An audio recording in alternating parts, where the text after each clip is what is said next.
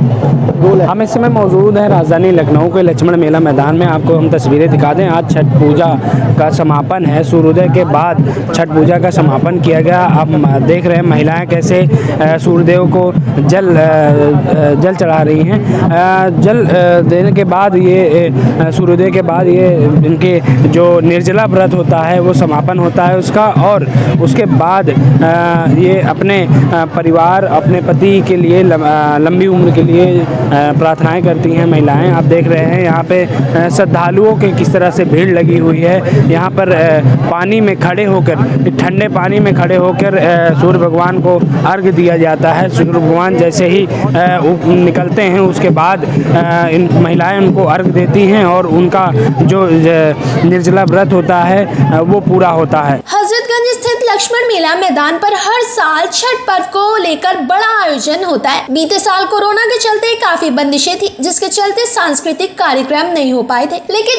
इस बार फिर से महापर्व को लेकर सांस्कृतिक कार्यक्रमों की पूरी तैयारी दिखाई दी।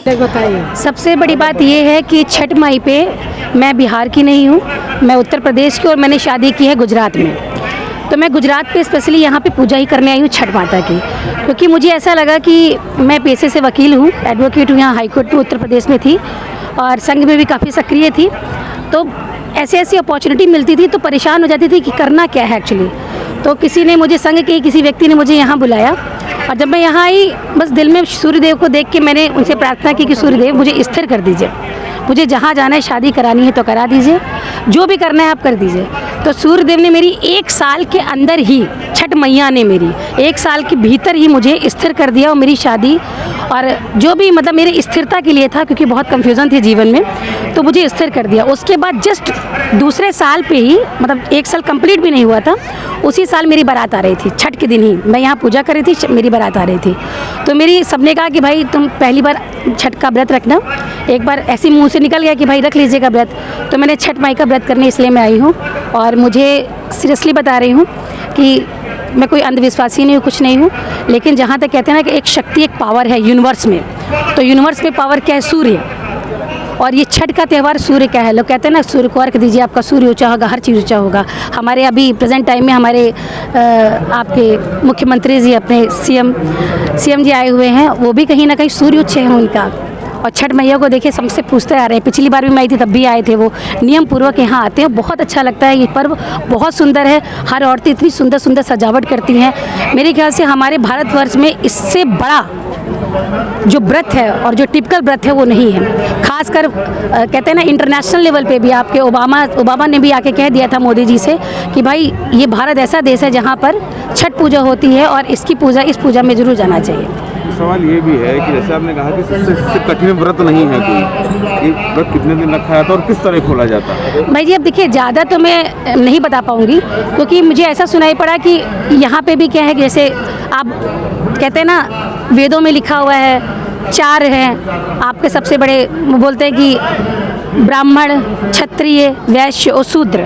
तो इसी प्रकार से अगर कोई क्षत्रिय है या ब्राह्मण है या उस कुल का है तो वो कहते हैं कि बड़ा व्रत रखता है, मतलब 36 घंटे का निराजली। जैसे मैं अभी निराजली व्रत हूँ, मैंने कल रात में से। इस बार लक्ष्मण घाट पर हजारों की संख्या में श्रद्धालु इकट्ठा होकर छठ मैया की पूजा अर्चना की। महिलाओं ने लक्ष्मण मैदान घाट के किनारे श्रद्धालुओं ने रंग बिरंगे रंगोलियां बनाकर पूजा स्थल को और भी सुंदर बना दिया। गोमती किनारे घाट पर छठ मैया के गीतों के बीच तैयारियां महिलाओं ने अपने पूरे परिवार के साथ पूजा अर्चना की। अब जैसे छठ पूजा में हम लोग पहले आते थे तो बहुत धूमधाम रहता था, फिर जब कोविड आया तो बहुत कम हो गया। हम लोग सोचते थे कि कहाँ हम लोग पूजा करेंगे, ऐसा लगता ही नहीं था कि हम लोग यहाँ पूजा करेंगे। लेकिन जब पेपर पढ़े तो ये हुआ कि जाना है जिसको पूजा करनी है, तो हम लोग आए और यहाँ पूजा किए। पब्लिक बहुत कम थी लेकिन पूजा बहुत अच्छे से हुआ, हम लोग बहुत धूमधाम से किए और इस बार तो और अच्छा लग रहा है, बहुत धूमधाम। इस बार आपको अच्छा लग रहा है। सवाल ये भी है कि किस तरीके से मतलब इस छठ पूजा की जो क्या कुछ मान्यताएं हैं, आप वो किस देवी को खुश करने के लिए करती हैं या क्या आप लोगों की मान्यताएं हैं छठ पूजा के लिए? ये छठ मैया में देखिए, जैसे किसी को लड़का नहीं रहता है, किसी को बेटी नहीं रहती है, किसी को अंधन नहीं होता है, जिसको जो इच्छा होती है वो मानता है। लेकिन ये होता है लड़के के लिए, जिसको लड़का नहीं होता है तो यहाँ आके मानते हैं। पहले तो व्रत नहीं रहते हैं, यहाँ मानते हैं आके कि हमें लड़का होगा तो हम छठ व्रत रहेंगे। फिर उनकी मनोकामना जब पूर्ण होती है विधि विधान से आके पूजा कर।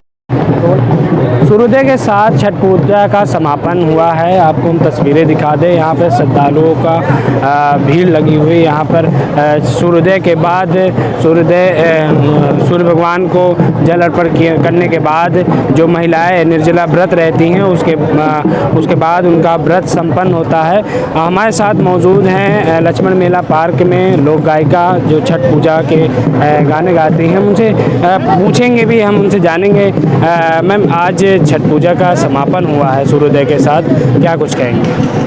प्रणाम सभी को और छठ व्रत की ढेर सारी शुभकामनाएं। और कहना चाहूँगी कि अब छठी व्रती जो हैं अर्घ दे करके प्रसाद बांटते हुए घर को जा रहे हैं और यहीं पर प्रसाद से उन लोगों ने अपना व्रत को तोड़ भी लिया है, जिसको पारण कहते हैं, पारण कर लिया है। और अगले वर्ष फिर उनकी जो भी विशेष हैं, जो भी उन्होंने मंगल कामनाएं माता जी से मांगी हैं पूरी हो। और उसके बाद वो लोग क्या तैयारी करेंगे, मैं एक छोटा सा गीत सुनाती हूँ। अरे 5 सुबह साजब छठिया माई के 5 आदित्यनाथ, 5 सुबह साजब छठिया माई के 5 आदित्यनाथ, कान्ही पर लेके बहंगिया हो आइब छठिया के घाट, कान्ही पर लेके बहंगिया हो आइब छठिया के घाट। तो ये हमारे साथ थी लोक गायिका जिन्होंने एक छोटा सा छठ पूजा पर गाना सुनाकर इस छठ पूजा का समापन किया। LN मीडिया से मैं सूरज कुमार, लखनऊ।